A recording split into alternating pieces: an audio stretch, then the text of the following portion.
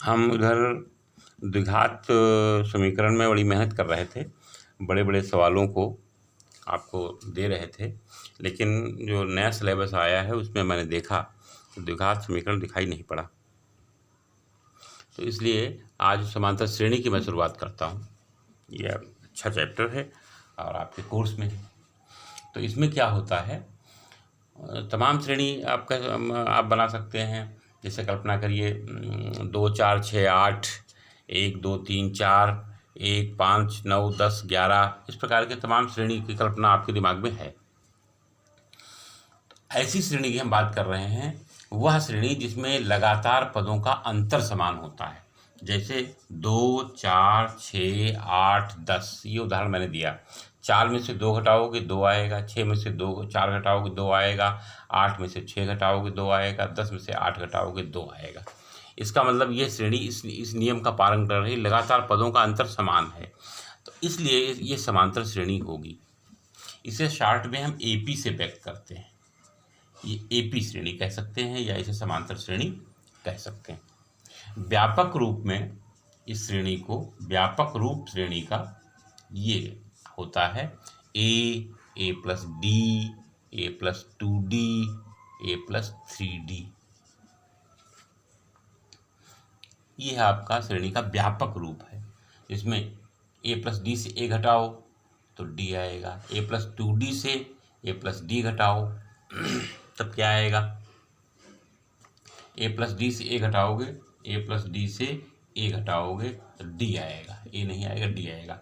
ए plus 2d से आप ए plus D घटाएंगे, क्या आएगा, डी आएगा। ए प्लस 3d से ए प्लस 2d घटाओगे, ए प्लस 2d घटाओगे डी आएगा। ये देखिए, यह एक एग्जाम्पल दिया मैंने कि हम बात क्या कहना चाहते हैं कि दूसरे पद से पहला पद घटाएंगे, तीसरे पद से दूसरा पद घटाएंगे, चौथे पद से तीसरा पद घटाएंगे, समान आना चाहिए। समान आ रहा है, सब कभी श्रेणी का माननी हो तो हम व्यापक रूप में ये समीकरण, ये श्रेणी आपकी रहेगी। अगर आप और ध्यान देना चाहें तो इसका अगर एक टर्म बनाएं तो a plus n minus 1 into D आएगा, क्योंकि देखिए दूसरे पद में यहाँ पर 1 है, तीसरे पद में यहाँ पर 2 है, चौथे पद में यहाँ पर 3 है, तो nवें पद में यहाँ पर n माइनस 1 होगा। अर्थात इसका जो nवां पद होगा इसको हम इस प्रकार से tn लिखेंगे, nth टर्म, ये a plus n minus 1 into D होगा। इस nवें पद को अगर हम अंतिम पद मान लें तो इसे l भी कहा जा सकता है। इसे l भी कहते हैं, इसे tn भी कहते हैं, कहीं कहीं आपको इसे an भी लिखा मिलेगा। ये आपका व्यापक सूत्र हो गया यंत्र टर्म का। प्रिय विद्यार्थियों, ये तो श्रेणी का nवां पद हो गया, इसे nवां पद भी कहते हैं, nवां पद। इतने नाम मैंने इसके दिए, tn कहिए, l कहिए, an कहिए, nवां पद कहिए, और क्या होगा ये a plus n minus 1 into D. ये मैंने देखिए व्यापक रूप से निकाल कर बताने का प्रयास किया है। अगर पहला पद a है, दूसरे पद को a प्लस डी कह दिया, तीसरे पद को a प्लस 2d कह दिया, चौथे पद को a प्लस 3d कह दिया, चौथा पद और 3 आया तो nवां पद n माइनस 1 आएगा, एक कम हो जाता है उसमें से। यहाँ पर जो d है इसको सार्वंतर कहते हैं, सार्वंतर। ये d पहला पद क्या हुआ, देखिए पहला पद क्या नाम दिया गया, a, पहला पद a है। d क्या है, d डिफरेंस आता है, देखा था आपने, घटा के बताया था, दूसरे पद से पहला पद घटाइए, तीसरे पद से दूसरा पद घटाइए, क्या आया था, d आया था, तो उसको हम क्या कहते हैं, सार्वंतर। ये आपका हो गया nवां पद। इसके बाद में आता है समांतर श्रेणी के n पदों का योगफल। समांतर श्रेणी के n पदों का योगफल, पदों का योगफल। योगफल को अंग्रेजी में सम कहते हैं, क्योंकि n पदों के योगफल की बात कहते हैं, इसलिए हम इसे SN लिखते हैं, सम ऑफ nth टर्म। और इसका सूत्र होता है n/2 2a plus n-1 into D. एक सूत्र इसका और होता है n/2 a प्लस यल। यल माने लास्ट टर्म, अंतिम पद। ये सूत्र भी आप उपयोग करेंगे। समांतर श्रेणी की बेटा कुछ विशेषताएं होती हैं जो यहाँ से आप देख सकते हैं। एक परिभाषा से ही निकलेगा, सदैव अंतर समान होगा।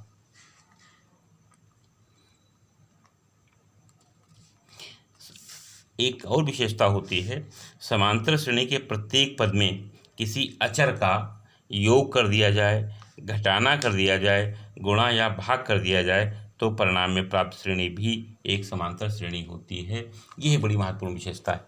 ये 2 4 6 8 का जो उदाहरण मैंने लिया था, 2 4 6 8 का उदाहरण लिया था, इसमें आप 2 से भाग कर दें, क्या बनेगा 1 2 3 4, ये भी समांतर श्रेणी है। 2 से गुणा कर दें, 2 दूनी 4, 2 चक्को 8, 2 छंग 12, 2 8 16। 8 में से 4 गए तो 4 बचेंगे, 12 में से 8 गए तो 4 बचेंगे, 16 में से 12 गए तो 4 बचेंगे। कहने का मतलब 2 से गुणा किया, 2 से भाग किया, तब भी जो श्रेणी प्राप्त हुई वो समांतर श्रेणी हुई। एक विशेषता और देखिए, कोई अचर सब में जोड़ दीजिए, एक इसमें जोड़ दो 3 हो जाएगा, एक इसमें जोड़ दो 5 हो जाएगा, एक इसमें जोड़ दो 7 हो जाएगा, एक इसमें जोड़ के 9 हो जाएगा। ये भी एक समांतर श्रेणी है। इसी प्रकार से अगर हम एक घटा दें, 1 3 5 7, तो भी एक समांतर श्रेणी बनती है। कहने का तात्पर्य यह है कि कोई भी समांतर श्रेणी है उसमें कोई भी एक राशि सभी पदों में जोड़ दें, सभी पदों में घटा दें, सभी पदों में भाग कर दें, सभी पदों में गुणा कर दें, तब भी वो समांतर श्रेणी बनी रहती है। प्रिय विद्यार्थियों, इतनी जानकारी करने के बाद समांतर श्रेणी के प्रश्नों को आप बड़ी आसानी से लगा सकते हैं। देखिए पहला सवाल प्रश्नावली 5.1, प्रश्न नंबर 1। निम्नलिखित स्थितियों में से किन स्थितियों में संबद्ध संख्याओं की सूची एपी है और क्यों? एपी माने समांतर श्रेणी की बात करता है। समांतर श्रेणी है तो क्यों? तो विशेषता के आधार पर हम देख लेंगे। समांतर श्रेणी है तो क्यों, ये प्रश्न है। अब पहला प्रश्न क्या है? प्रत्येक किलोमीटर के बाद टैक्सी का किराया, प्रथम किलोमीटर की किराया 15 है और प्रत्येक अतिरिक्त किलोमीटर के लिए किराया 8 है।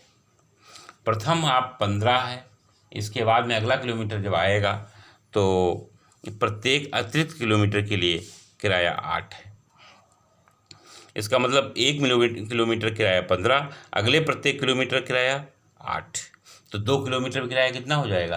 15 8 23। इसको ऐसे लिख लीजिए कि टैक्सी के प्रथम किलोमीटर का किराया, टैक्सी के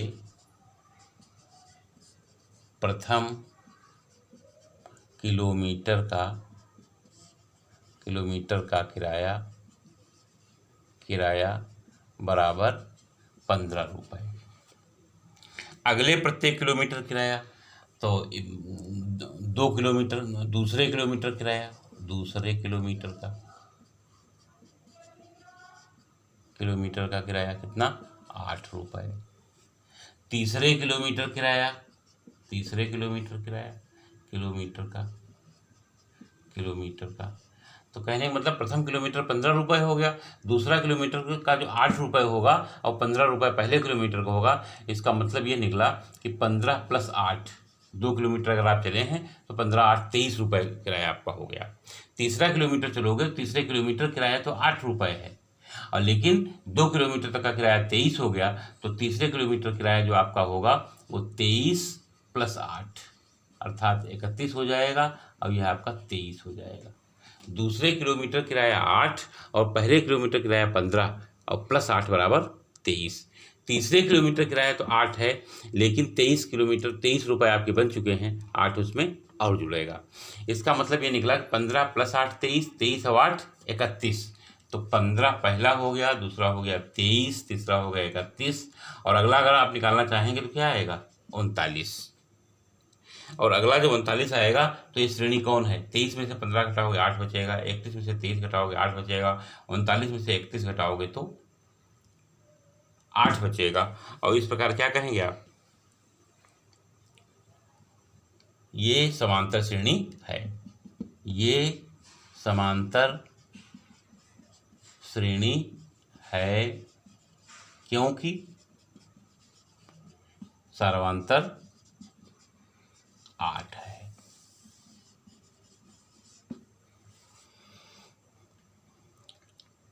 बस इस प्रकार के आपके 3 खंड और हैं, उन खंडों को आप लगाकर हमें अगले दिन मिलेंगे, फिर मैं आपको आगे बताऊंगा। धन्यवाद।